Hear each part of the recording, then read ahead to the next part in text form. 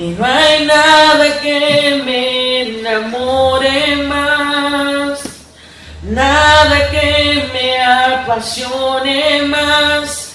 Solo tu presencia, solo tu mirada me hacen suspirar. Me inclino ante ti, Dios que perdona multitud de errores. Me inclino ante ti, digno, eternamente digno.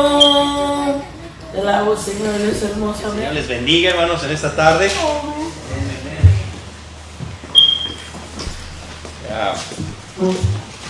Qué bonito testimonio escuchar, hermano, de lo que el Señor hace a través de sus vidas y en sus vidas.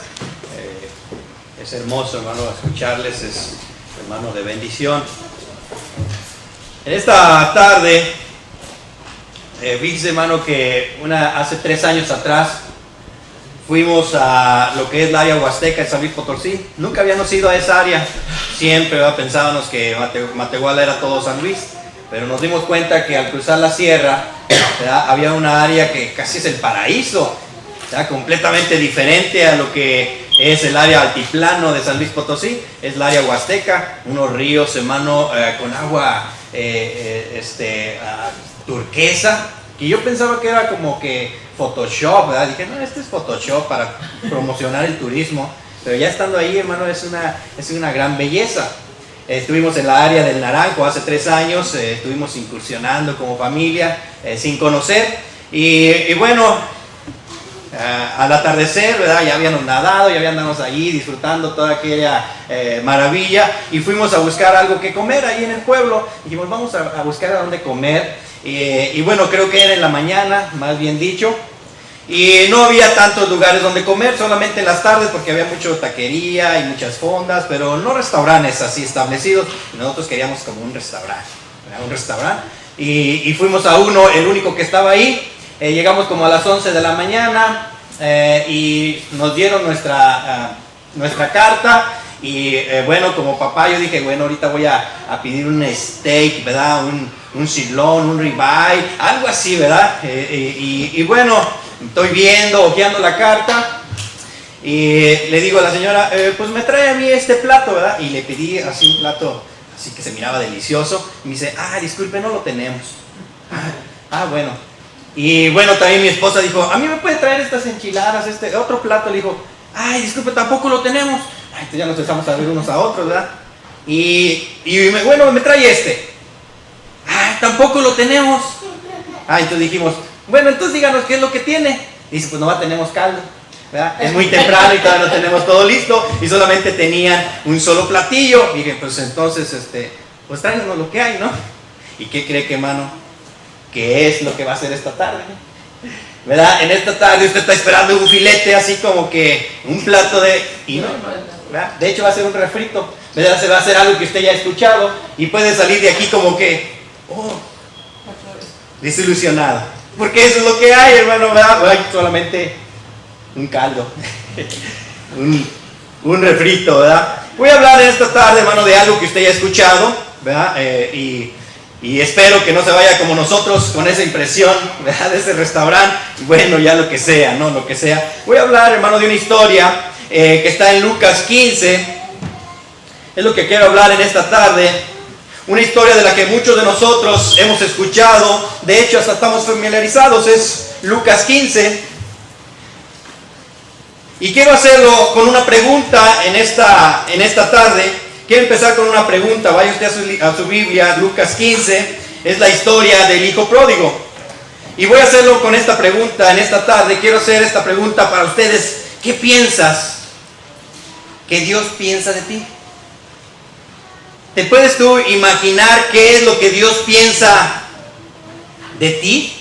¿Cuál es su opinión de Dios sobre ti? O cuando Dios piensa en ti, ¿te puedes imaginar que reniega con la cabeza como diciendo, no.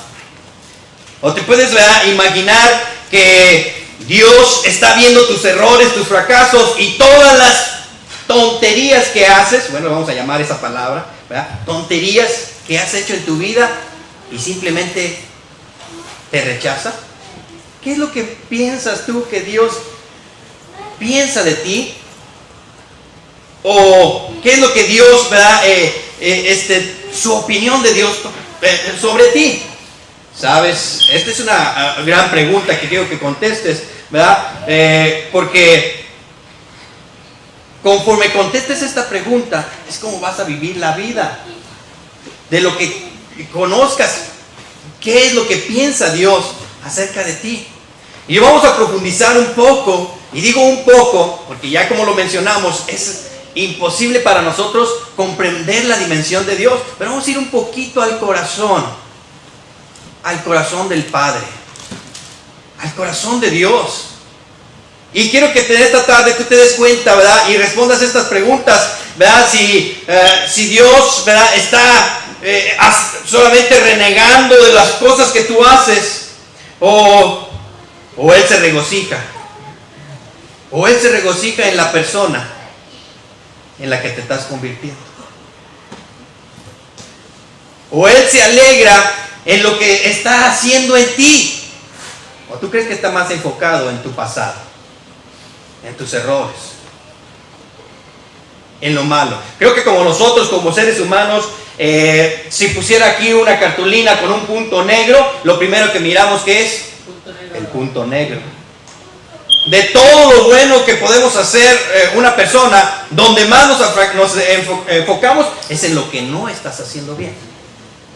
Somos muy dados a ver los fracasos, los errores, pero ¿qué es lo que Dios mira en nosotros?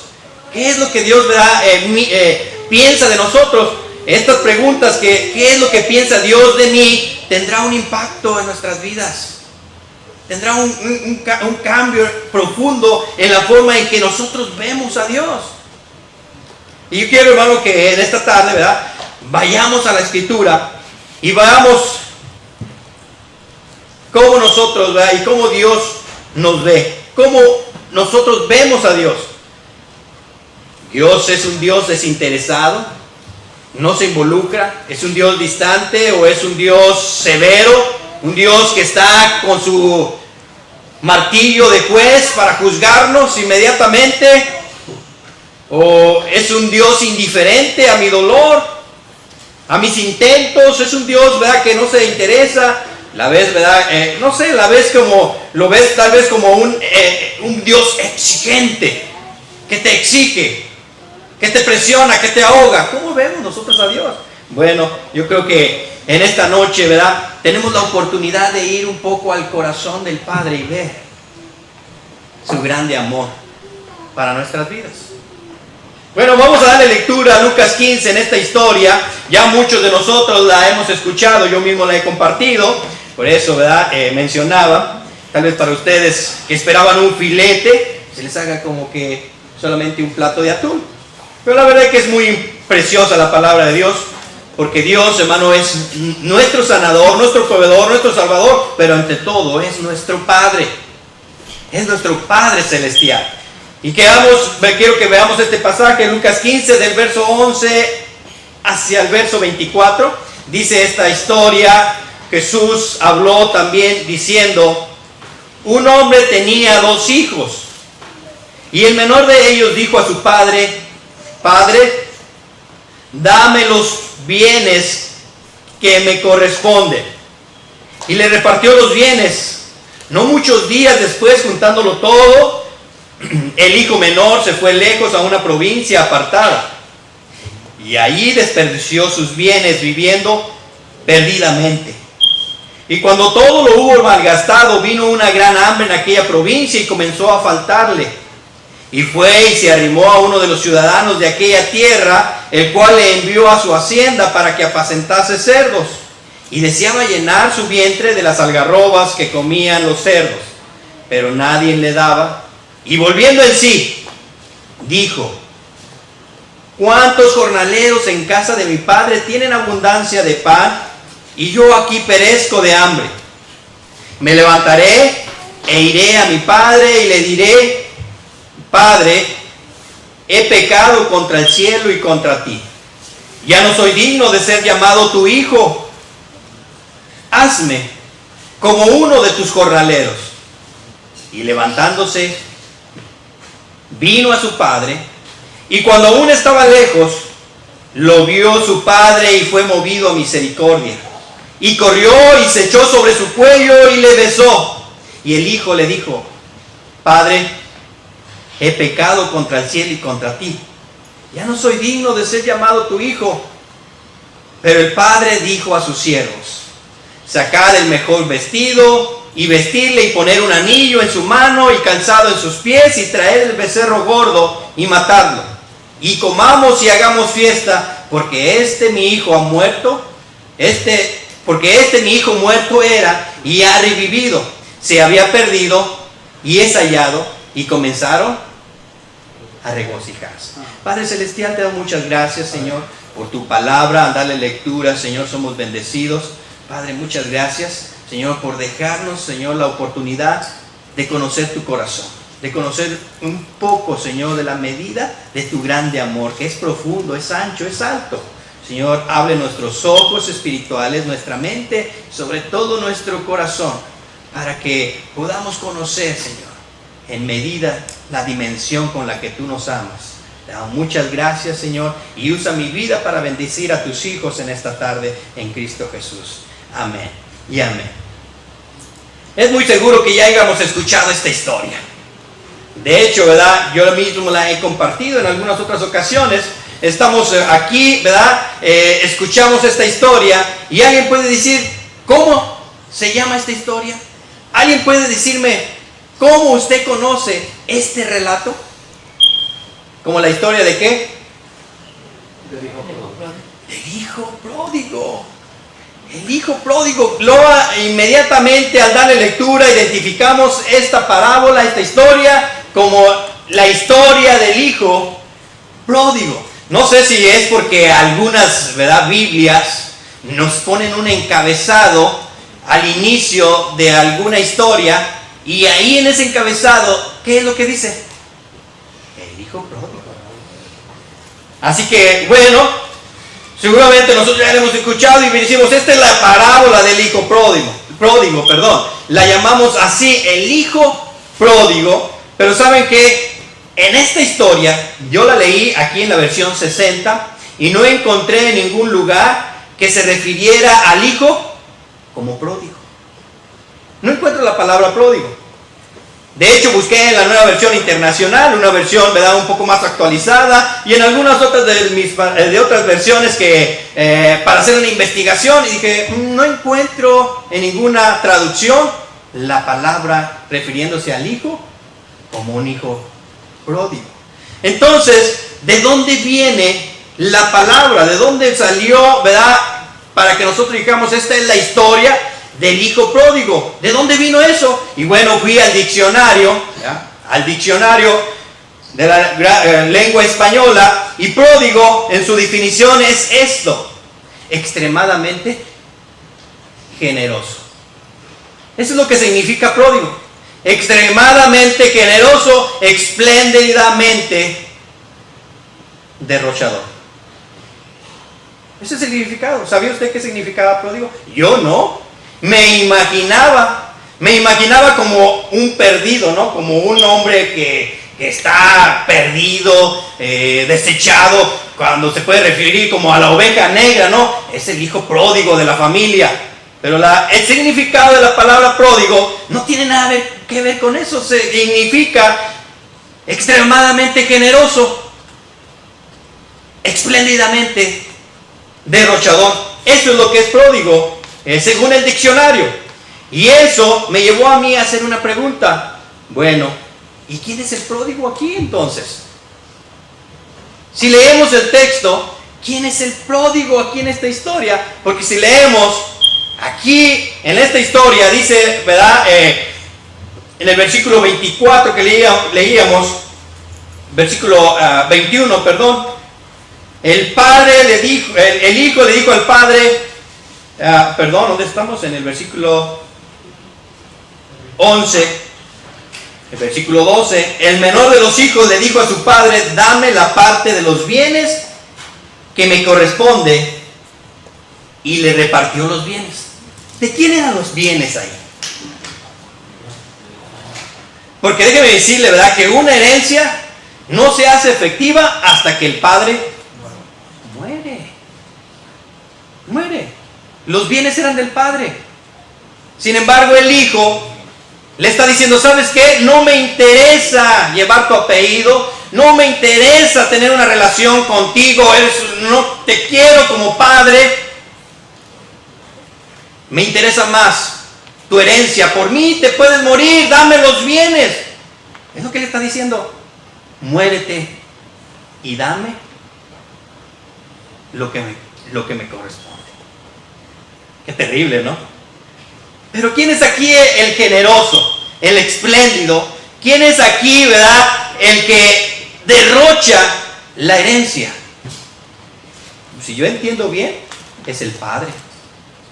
Porque le da los bienes a este hijo cara dura, para que fuera y lo derrochara y lo malgastara. Pero los bienes eran del padre. Entonces, ¿quién fue generoso aquí? ¿Quién es generoso aquí? ¿Quién es extremadamente generoso aquí en esta historia? Vemos entonces que el padre es el que prodiga, es extremadamente generoso, porque le da los bienes a su hijo, que sabía que iba a derrocharlo, iba a malgastarlo. Sin embargo, este es un acto de las cosas que no entendemos de Dios. ¿Por qué se los da? ¿Por qué lo permite? ¿Por qué lo hace?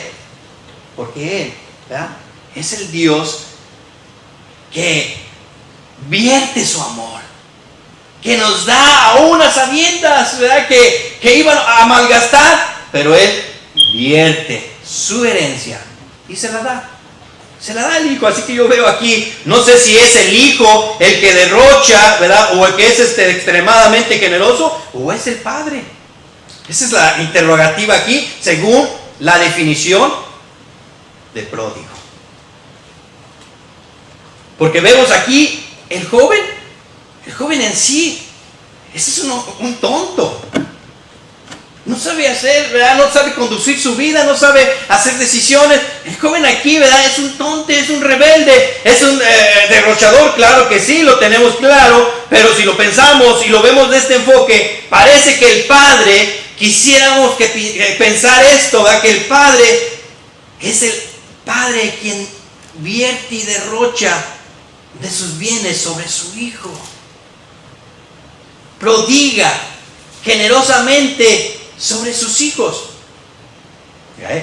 Es otro enfoque, de hecho, porque según la versión 60, ¿verdad?, todos estamos aquí enfocándonos en el hijo y en lo que derrochó, y perdemos de enfoque la verdad central de que era un hijo. Como que nos enfocaron más en las posesiones que su identidad en Cristo, que su identidad como hijo. El padre, ¿verdad?, lo ve como su hijo. Y lo ve como un tonto, un caradura, un rebelde. Pero vemos, y si lo pensamos bien, se parece a su padre. ¿En qué derrochó su herencia? ¿Qué dice la historia? Lo malgastó en fiestas. Lo derrochó, lo malinvertió y después se quedó sin nada. ¿Y qué fue lo que hizo el padre cuando llega a su casa? ¿Qué es lo primero que hizo? Una celebración, una fiesta. Entonces, este hijo se parece a su padre. Ahora, está completamente perdido, que es la historia, ¿verdad? Dice, mi hijo había sido perdido, no tenía el propósito, ¿verdad?, no tenía su identidad clara, pero ahora mi hijo ha sido hallado, ha sido enfocado. Así que vemos aquí, ¿verdad? Entonces, esto le llamamos, entonces, ¿por qué llamamos esta historia como la historia del hijo pródigo? Es como si nos estuviéramos más preocupados por el estilo de la vida del hijo que por el hecho de que se perdió el hijo. Nos enfocamos más en su estilo de vida de que por el hecho de que se perdió el hijo. No vemos y no valoramos la identidad que tiene y se había perdido. Él seguía siendo un hijo. Seguía siendo su hijo. Él dice, este es mi hijo. Era perdido, pero ahora ha sido encontrado. Así que vamos, ¿verdad?, indagando e incrustando un poquito a esta historia. El padre aquí es el extremadamente generoso, es el que derrocha sus bienes sobre sus hijos. Y creo que lo hace con nosotros también. Él nos ha dado a nosotros de su herencia, de sus bienes. Y muchas veces nosotros lo derrochamos. Así que nosotros no somos extremadamente, ¿verdad?, generosos, sino Dios es el generoso, extremadamente generoso. Dios prodiga su amor por nosotros. Dios prodiga su amor por sus hijos. Es lo que vemos aquí cuando dice la historia que cuando llega este hijo, cuando todo lo hubo malgastado, versículo 14, vino una gran hambre en aquella provincia y comenzó a faltarle.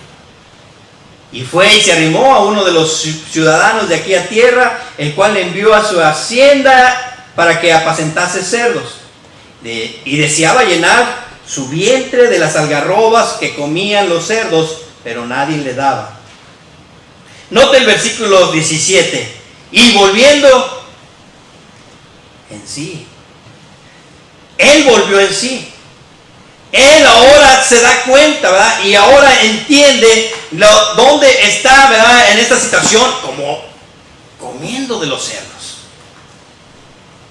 Como un trabajador. Y entonces él vuelve en sí. Así como que andaba drogado, ¿no? Andaba así como, estaba perdido, desorientado, confundido. Estaba muerto.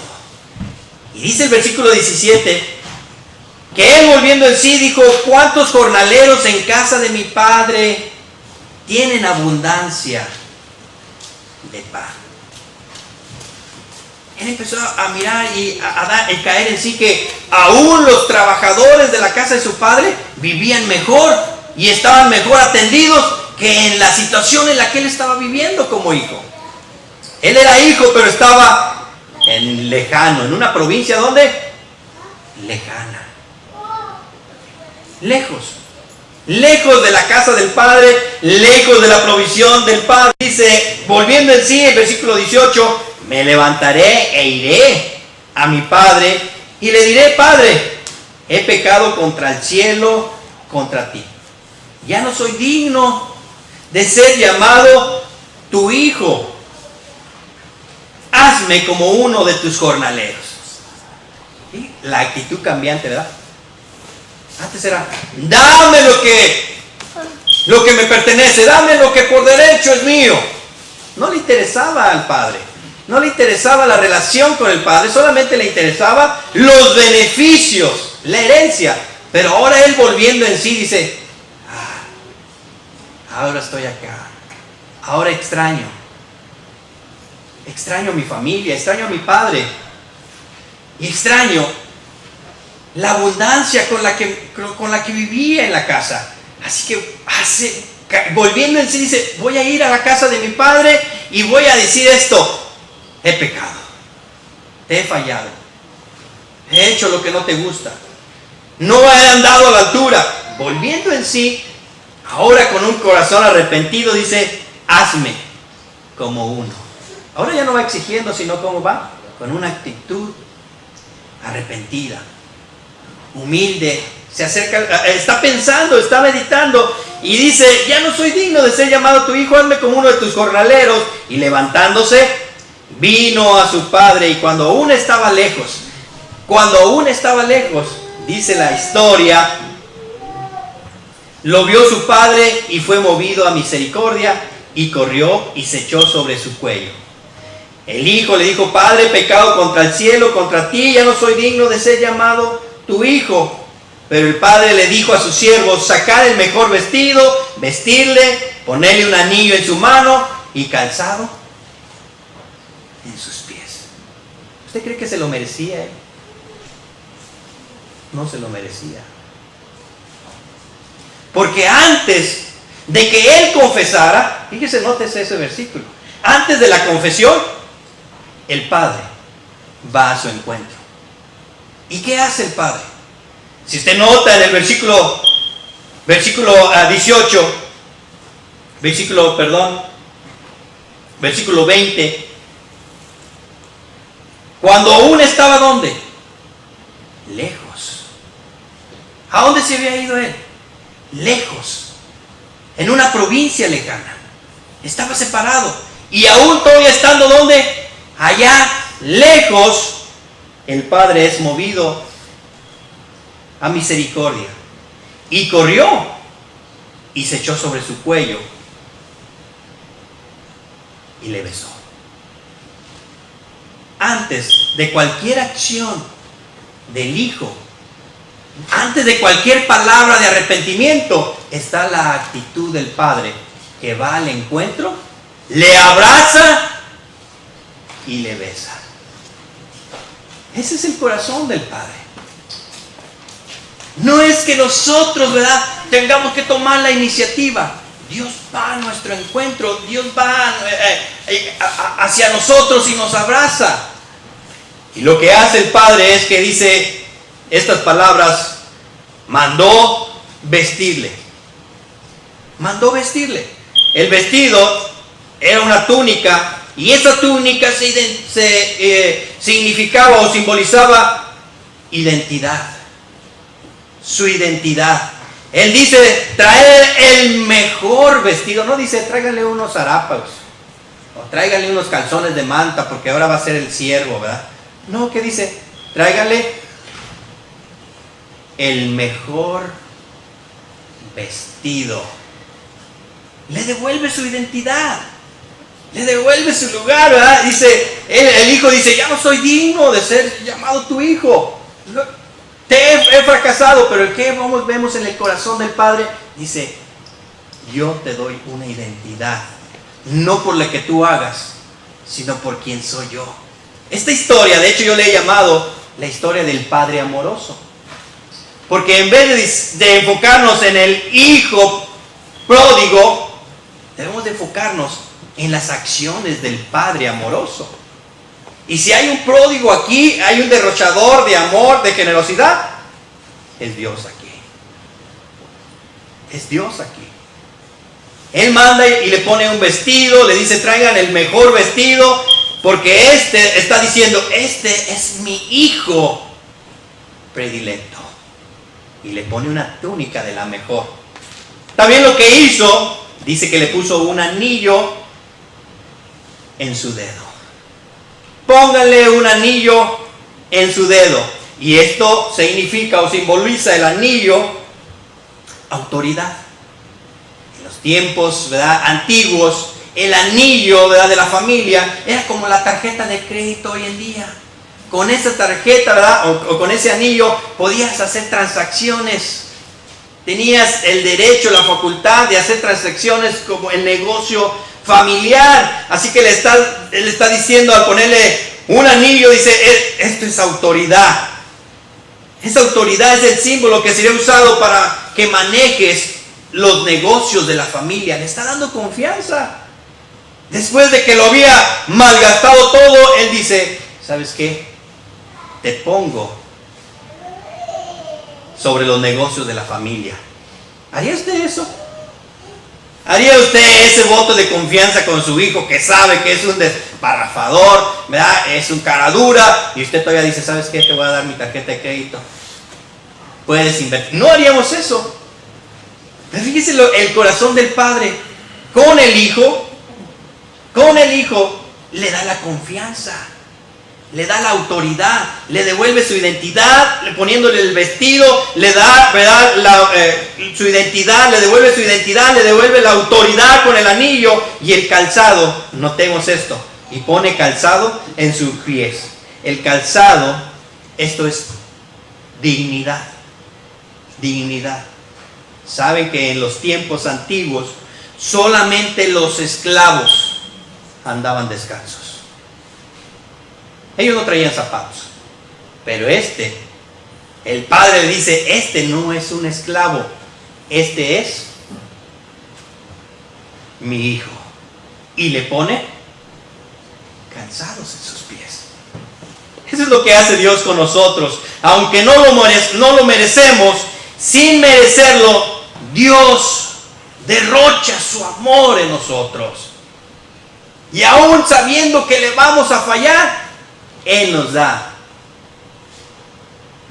confianza, nos da identidad.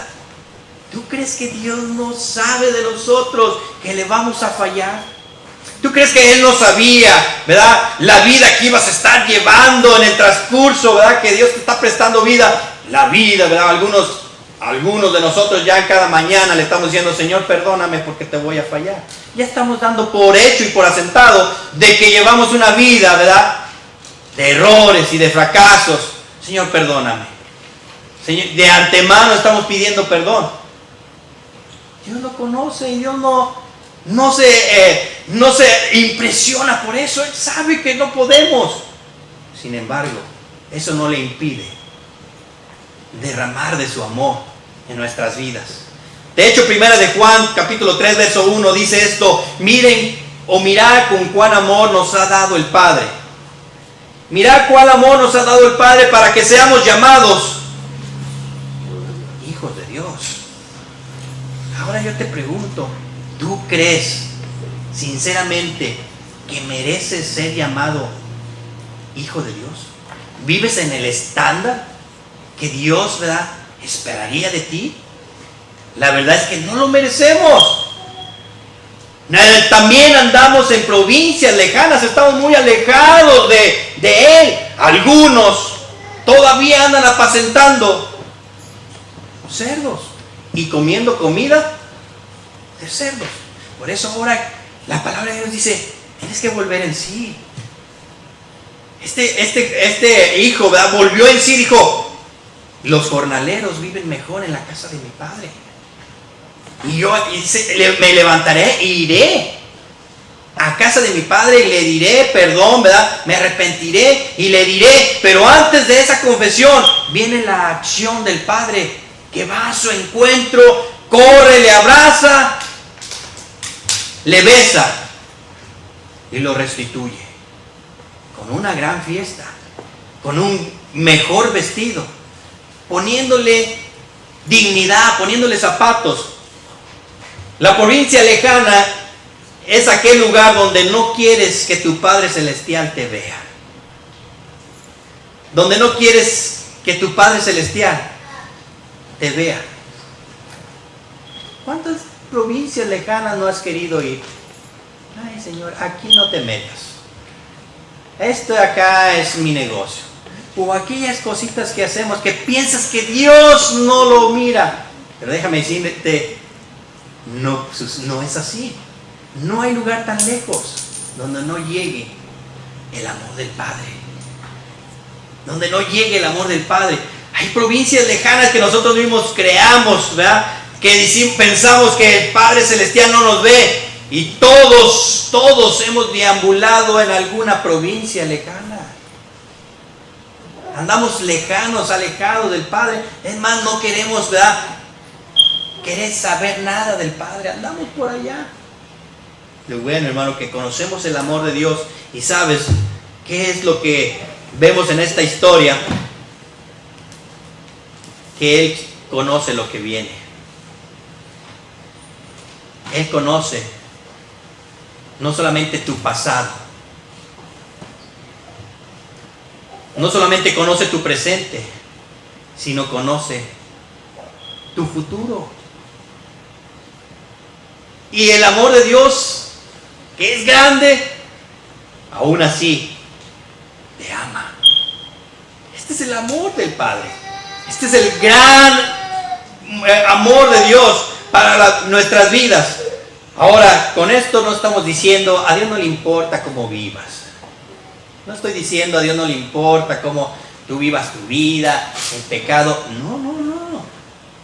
A Dios le hace enojar el pecado. El pecado, ¿verdad?, nos condena, el pecado nos aparta, el pecado nos destruye. Y el pecado, hermano, Dios no tolera el pecado. No estoy diciendo que Dios tolera el pecado. No, lo entristece cuando nosotros, hermano, pecamos. Lo entristece. Pero me doy cuenta, hermano, en la palabra de Dios, que Dios, hermano, nos ama tanto que aún, ¿verdad?, estando en esa condición de pecadores, dice la palabra de Dios en Romanos 5:8, siendo aún pecadores, Dios aún, hermano, pone la solución para acercarnos nosotros a Él, para poner, ¿verdad?, para que nosotros podamos estar a cuentas con Él, a través de Cristo, a través de Jesús. Así que no estoy diciendo, ¿verdad?, que Dios tolera el pecado en nuestras vidas. Para nada, Dios lo condena y lo podemos ver. La paga del pecado es la muerte, es la separación, es la condenación. Para un Dios que es santo, santo, santo, no tolera el pecado. Pero en su grande amor, Él ha puesto un plan, y este es a través de Cristo. Dios quiere que le conozcamos y conozcamos su grande amor. Así que no vamos a cambiar nuestro comportamiento para ser aceptados. No es cambiar nuestro comportamiento para ser aceptados por Dios, sino porque somos aceptados, cambiamos nuestro comportamiento. Lo vuelvo a repetir. No cambiamos nuestro comportamiento, nuestros hábitos, nuestra manera de vivir para ser aceptados, sino porque somos aceptados, porque somos muy amados. Ahora eso cambia nuestro comportamiento. Es porque ya somos amados, no porque queramos que Él nos ame. De hecho hay un canto, ¿verdad?, que cantamos en la mañana. ¿Qué puedo hacer? ¿Qué palabras emplear para provocar que tú me ames más? Y bíblicamente, nada. Si meditas en esa frase, tú no puedes hacer nada para hacer que Dios te ama. No puedes hacer, ¿verdad?, que te vas a comportar mejor. Dios te ama por quien es Él, por quien es Él y por quien eres tú. Y Él dice que Él es tu Padre y tú eres su hijo. Su hijo. Y al comprender ese amor que Dios nos tiene, entonces cambiamos, pero no para ganarnos el favor, sino porque somos amados por Dios. Ahora cambiamos por el gran amor que hemos recibido. Dice el versículo 25, sigue diciendo la historia, habla la historia de otro hijo, el hijo mayor. Y su hijo mayor estaba en el campo, y cuando vino, llegó cerca de casa y oyó música y la danza. Y llamando a uno de los criados le preguntó, ¿qué era aquello? Él le dijo, tu hermano ha venido y tu padre ha hecho matar el becerro gordo por haberle recibido, bueno y sano. Entonces, ¿qué hizo el hermano mayor? Se enojó y no quería entrar. Salió por tanto su padre y le rogaba que entrase. Aquí vemos otra historia, ¿verdad? La historia del hijo mayor. Aquí hay un personaje enojado. De hecho hay dos, ¿verdad?, enojados aquí. ¿Quién es? El hijo mayor y el becerro gordo. Porque lo iban a matar, ¿verdad? Dice, matar al becerro gordo. ¿Y yo qué culpa tengo? Mas él respondiendo, ¿verdad?, dijo al padre, aquí tantos años. Y yo quiero que pongas atención a estas palabras. Tantos años, ¿qué dice? Te sirvo. Estaba enojado con el padre. No quería entrar a la casa. Estaba diciendo, no es justo. Yo te he servido tantos años, no habiéndote desobedecido jamás, y nunca me has dado. Y ese hermano, nunca me has dado ni un cabrito para gozarme con mis amigos. Pero cuando vino tu hijo que ha consumido tus bienes con rameras, has hecho matar para él el becerro gordo. Entonces le dijo, hijo, tú siempre estás conmigo, y todas mis cosas son tuyas. Yo veo aquí, hermano, que había dos hijos perdidos en realidad. Uno que se había ido a una provincia lejana y otro que estaba en casa, perdido también. El padre, ¿qué tuvo que hacer? Salir a rogarle que entrase. ¿Qué está haciendo el padre? Así como salió al encuentro con el otro que estaba lejano, salió con el otro hijo mayor, el santurrón, el que se lo merecía todo. Dice, yo me porto bien, yo hago todo bueno, y no merezco nada. No había entendido, dice. Vivía perdido, pero él vivía perdido en la misma casa. Porque su identidad estaba como ¿qué? Como la de un siervo. Nótese que dice, toda mi vida te he ¿qué? Servido. No había disfrutado de la relación como padre. No había disfrutado ni aún de los bienes que ya eran de él. ¿Por estar qué? Con su mentalidad perdida de siervo. Dice, pero si todo lo mío es tuyo, no tienes que pedirlo. Tú podías tomarlo porque es que es tuyo. Y a veces estamos así también nosotros, ¿no? Aquí en la iglesia, sin identidad y perdidos con la mentalidad de siervos y no de hijos. Es peligroso eso, muy peligroso, porque ahora, ¿verdad? Como vemos esta historia, es que ahora el padre está lidiando con sus dos hijos ahora perdidos. Ambos hijos se habían perdido, ambos hijos se miraban a sí mismos como esclavos. No más que uno, ¿dónde? Trabajando en una provincia lejana, y otro trabajando para su mismo padre. Tenía la mentalidad de esclavo y no de hijo. Como siervo. El hijo menor dijo, no merezco que se llamarme más tu hijo, déjame ser un esclavo, déjame ser tu siervo. Y el hijo mayor dijo, fíjate cuánto tiempo te he servido a ti como siervo. Como siervo. Y el padre tuvo que tratar con ambos e ir por ambos, por los dos. Porque dice la historia que el padre salió a buscar a los dos. Y a uno le decía, le rogaba a que entrase. ¿A dónde? A la casa. A la casa. Le dijo, no, el padre no le dijo, claro, puedes regresar. Esto no le dijo, el padre no le dijo estas palabras a su hijo, ¿verdad? El menor, claro, puedes regresar y ser un siervo. El padre no le dijo eso. El padre no le dijo tampoco, claro que puedes regresar y vas a tener que comportarte lo suficientemente bien. Y cuando te hayas comportado lo suficientemente bien, pasado los suficientes exámenes, entonces tal vez te permita entrar a la familia. ¿No le está diciendo eso? De hecho, si usted lee la historia, no dice el final.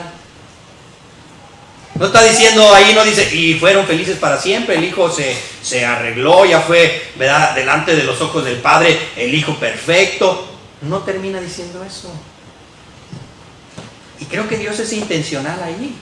Porque si nosotros miráramos el final de la historia, cómo terminó el hijo, ¿verdad?, el hijo menor, estaríamos ya diciendo, no vale la pena, miren lo que va a terminar. Pero Dios no se fija en eso.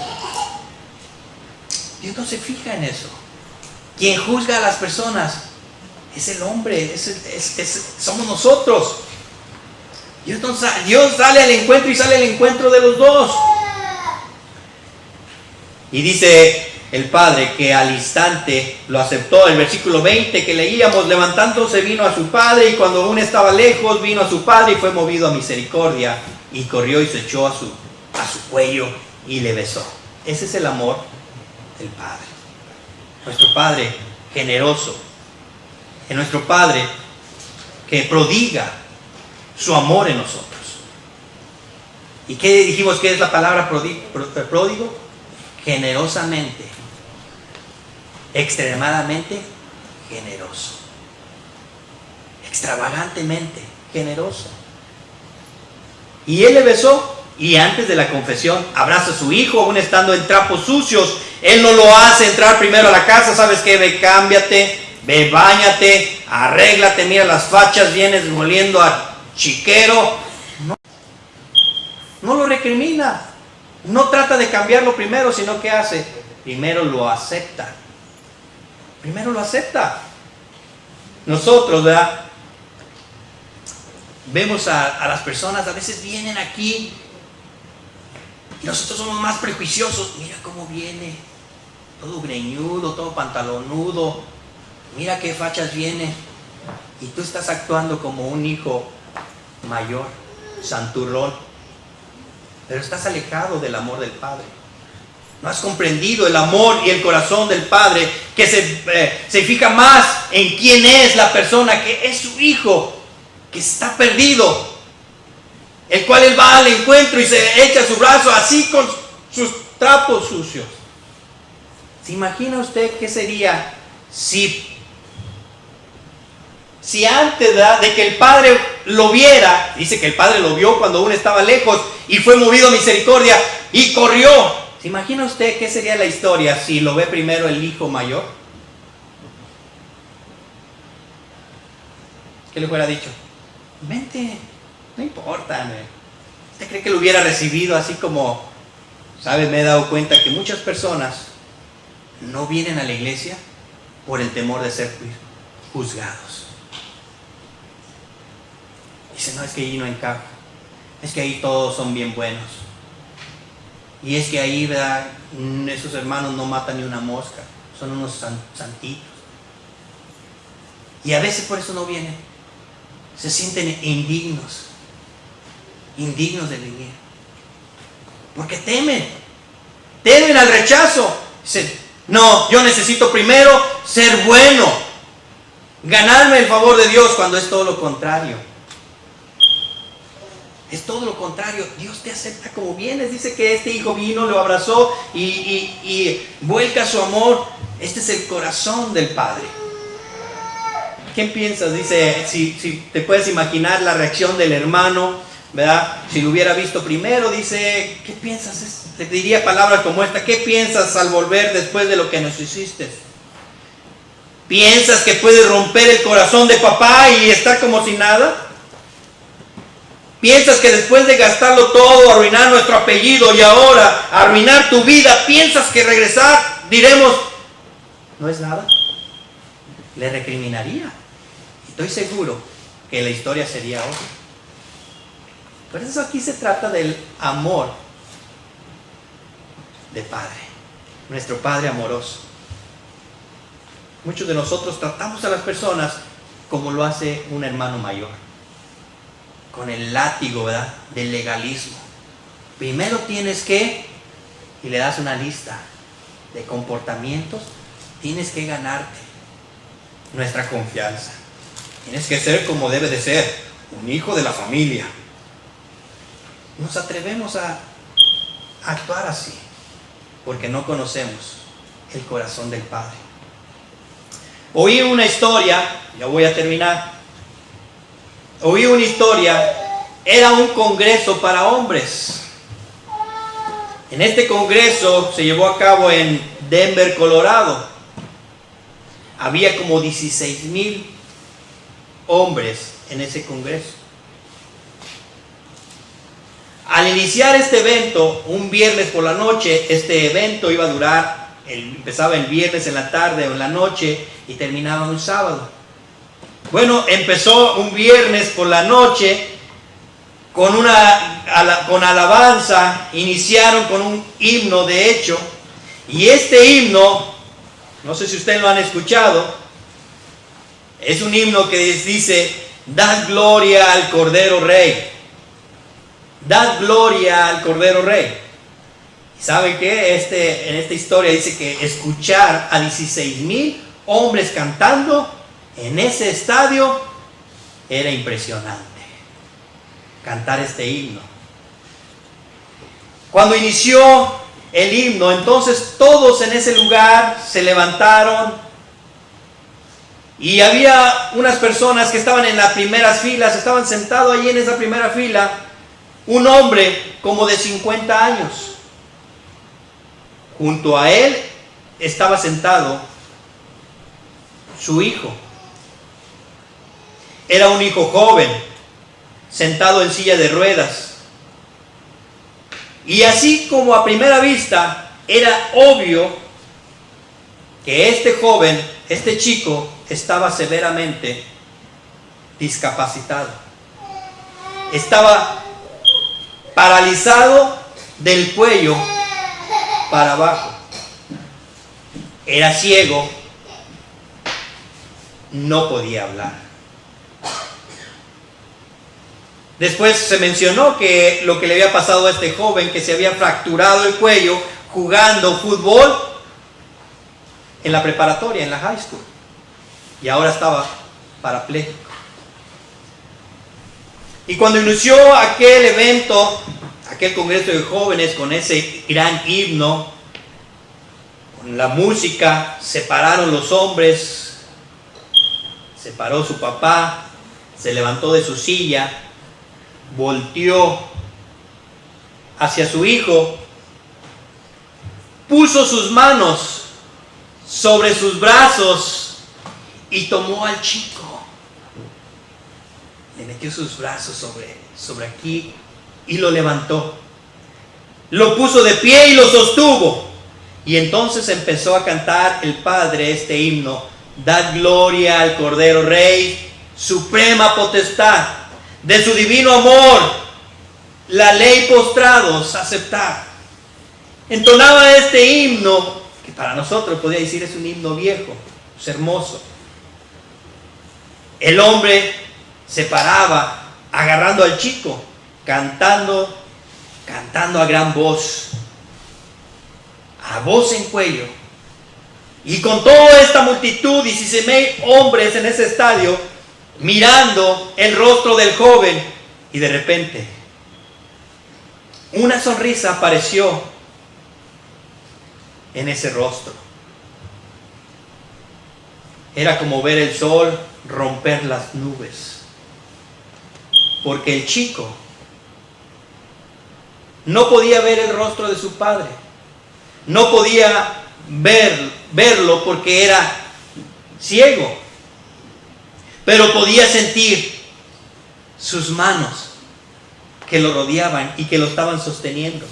Podía oír su voz que cantaba a voz en cuello y empezó a sonreír. Su padre lo sostenía con sus brazos cantándole, y todos en ese lugar apoyando al padre, llorando quebrantados, viendo el corazón de este padre amoroso por sus hijos, por su hijo. Lo que se vio en ese lugar, en ese congreso en Denver, Colorado, fue lo que a ti y a mí nos ha sucedido.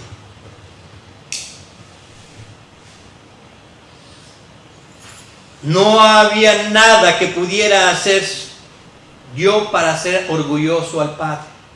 ¿Te puedes imaginar? ¿Qué podrías hacer tú como un hijo parapléjico para que tu padre se sintiera orgulloso de ti? Aquí es donde nos damos cuenta que no era nada, ¿verdad? Nosotros no hacemos nada para que el Padre nos vea orgullosos. No es por lo que hagamos. Yo estaba quebrantado, Todos en aquel lugar estaban quebrantados viendo esa escena, pero ante los ojos del padre, su hijo en ese momento que lo sostenía, era hermoso. Era hermoso. Era el orgullo, ver el orgullo de este padre en su rostro solamente por una cosa, por quién es el chico. Y ese chico es su hijo. Y él se sentía orgulloso por quién es él, su hijo. Muchos de nosotros estamos discapacitados también. Estamos en silla de ruedas, tal vez estamos ciegos, sordos, tenemos una discapacidad. Y no podemos hacer orgullosos a Dios. No podemos hacer que Dios nos ame por lo que hacemos, sino que Dios nos ama por quien somos nosotros. Y somos sus hijos. Ese es el amor del Padre. Dios vuelca su amor sobre este joven cara dura que malgastó todo. ¿Por qué? Porque era su hijo. Su hijo. Así que esa es la pregunta. ¿Qué piensas tú que Dios piensa de ti? ¿Cuál es su opinión de ti? Cuando te mira batallando con todas tus discapacidades, ¿qué es lo que Dios opina de ti? Cuando Dios piensa en ti, de hecho, piensa en ti todo el tiempo. Cuando piensa en ti, ¿solamente piensa en tu pasado, en tus fallas? ¿O Él sueña con tu futuro? ¿O Él sueña con lo que tú te vas a convertir? Mi oración es que tú puedas experimentar el amor de Dios. Y a través de ese amor de Dios en tu vida, tu opinión acerca de tu Padre cambie. Y seas transformado. Y vivas en casa del Padre. Si eres tú del grupo de los hermanos mayores que viven cercas, pero a la vez lejos, con mentalidad de siervo y esclavo. Te he servido toda mi vida y no he matado ni un cabrito. Si eres de ese grupo, mires que todo Dios te lo ha dado. O si eres del otro grupo, ¿verdad?, que no te interesa una relación con Dios, Dios te está haciendo hoy una invitación. Sí. Antes de que tú confieses, yo voy a tu encuentro. Antes de que tú digas una palabra, yo ya te estoy abrazando y te estoy besando. Ponte de pie en esta noche. ¿Qué vas a hacer con ese amor? ¿Qué es lo que vamos a hacer con esa muestra de amor? Pudimos profundizar un poquito y conocer un poco el corazón del Padre. Él nos ama por quien somos nosotros, no por lo que hagamos nosotros. Podemos contristar el amor, podemos contristar el corazón del Padre, sí, y creo que lo hacemos más a menudo de lo que pensamos, pero eso no deja que Él nos deje de amar, que Él prodigue nuestro amor, que Él vuelque su amor generosamente, sus bendiciones. Así que si hay alguien aquí que prodiga, es el Padre. Él ha sido bueno, aun cuando nosotros no lo merecíamos, aun cuando nosotros estábamos lejanos, en provincias lejanas, aun cuando nosotros le dábamos la espalda y lo rechazábamos, Él estaba ahí, con los brazos abiertos. Y Él quiere que aprendamos no a ser como el hijo mayor, sino a ser como Él. Que recibamos a los que están perdidos todavía. Hay personas que todavía están perdidas,